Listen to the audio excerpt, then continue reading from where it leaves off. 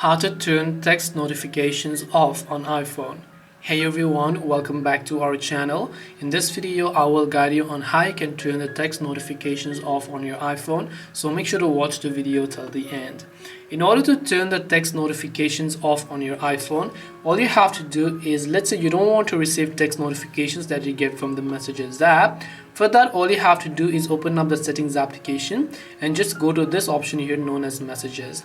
And here you can see the option called Notifications. Just tap on it and just turn off the toggle next to Allow Notifications for the Messages app. This way you will not be able to receive the notifications whenever you get them on the Messages app. But I'll personally leave it on. If you want to turn it off, you can do that as well. This way you'll be able to turn text notifications off on your iPhone.